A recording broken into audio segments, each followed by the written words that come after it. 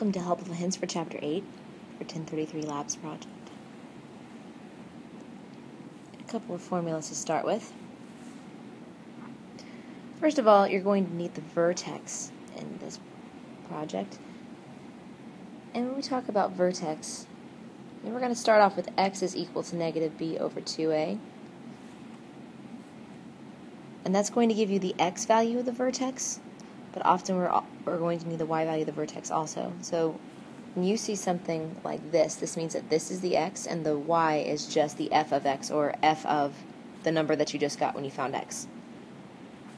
So this notation right here won't be very difficult. The other thing is the quadratic formula. And the quadratic formula gives us values of the x-intercepts algebraically. We're going to apply those to ideas in physics. Starting off, we get a couple of formulas here. And this one we're going to hang on to and we're going to use a little bit later. And then this is the one that we're going to apply right now. Now, it says it could also be written, so there are different ways of getting to the same thing. However, for the first problem, then we have time, but we don't have acceleration, which means that we need to hang out right here with this formula and save the other one for a time when we have acceleration available to us.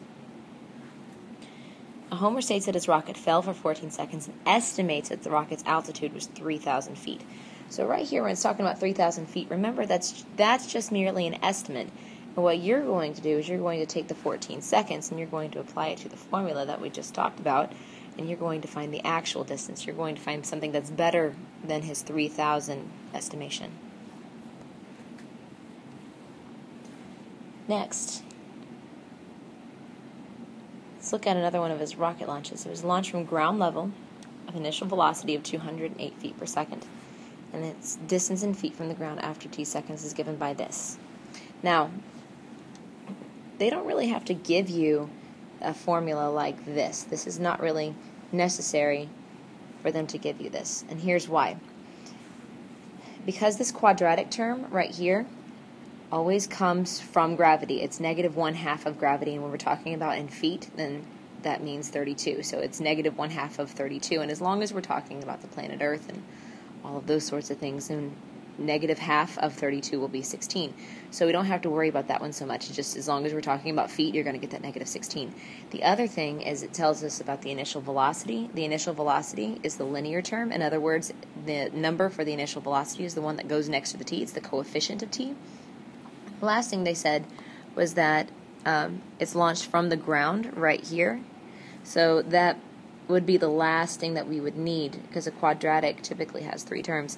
And the last term, or the constant term, is where it's launched from. So if it's launched from the ground, that would be a 0. That's why it's not written there. So they don't need to give you all of this information, but they're nice enough to provide this for you anyway. So you have the one that's based on gravity, that's your quadratic term. You have your linear one that's based on velocity.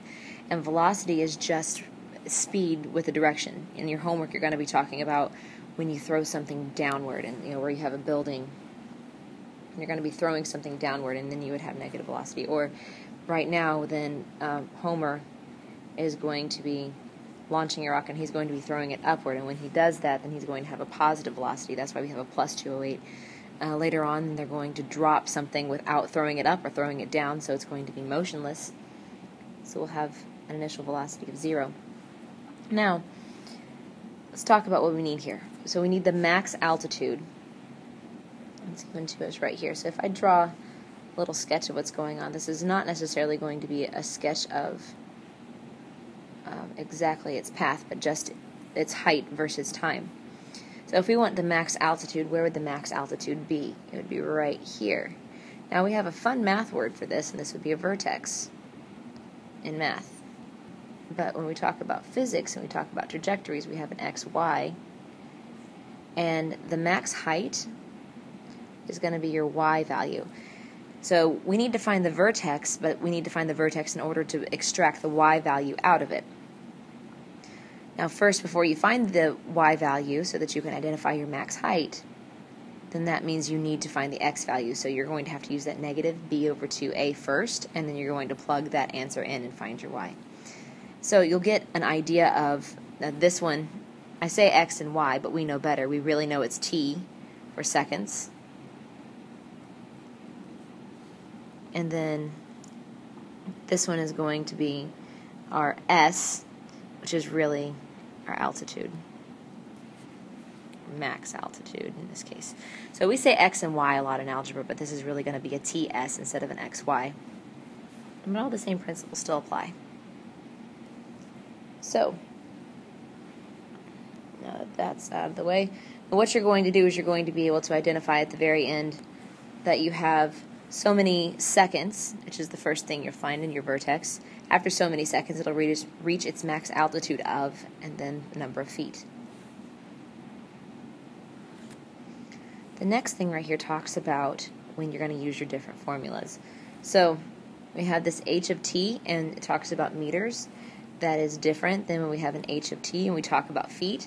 The only difference in these two formulas is what kind of measuring stick they're using when they talk about gravity. You know, when we're talking about gravity, we already discussed that. That means I have negative 1/2 times 32, so I always get a negative 16 right there when I'm talking about feet. However, when we're talking about meters, then they have negative 1/2 times, and if you use a meter stick instead of a ruler, then you're going to get 9.81 meters per second squared. So negative half of 9.81 would be your negative 4.9. That's where we're going to use that. So your job is to identify if you're talking about meters or if you're talking about feet, and that will tell you the coefficient of your quadratic term. So we have rocketry, all kinds of fun stuff here. Now we have to identify what goes in each of these spots. Now this h of t is different than this h naught, or sometimes call it h sub 0, because that one refers to when the problem is over. So the height of the rocket at the end of the problem, where this is the height at the beginning.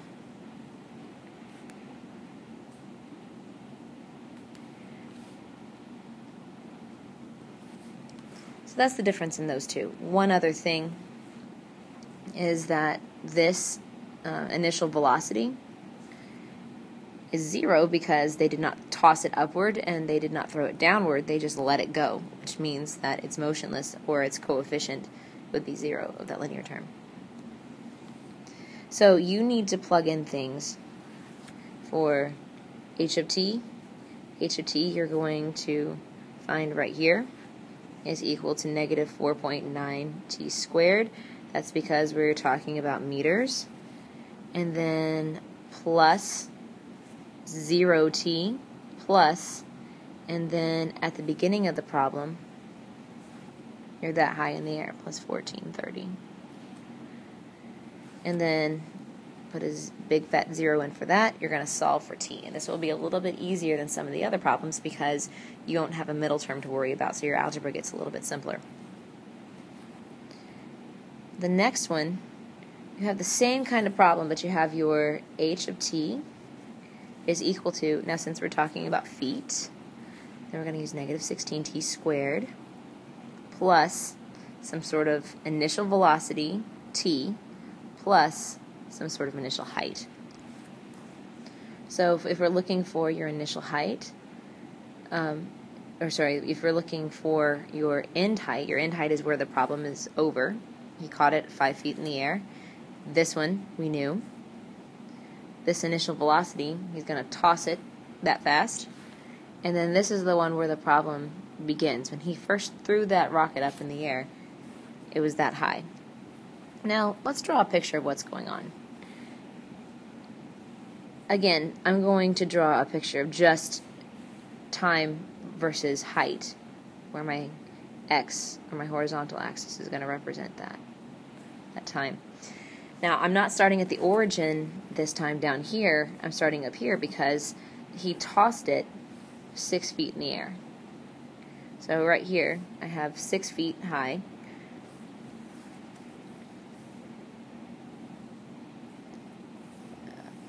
One more time. There we go.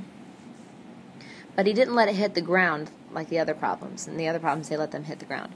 So Now, I love knowing what happens when these things hit the ground, because that is my x-intercept, and if I have an x-intercept, that means I can use the quadratic formula. So what we're going to do is, since he caught it right about here, and I need to be able to use the quadratic formula, but I can't because it's, he caught it in the air instead of letting it hit the ground, what we're going to do is subtract 5 from both sides, so that we can kind of scale this thing down, and then we can find that really awesome point right there. So that's where he caught it, and we need to find out what happens right in here. So if we subtract 5 from both sides, we'll have it set equal to 0, which makes us very happy algebraically, and then we'll be able to use our quadratic formula.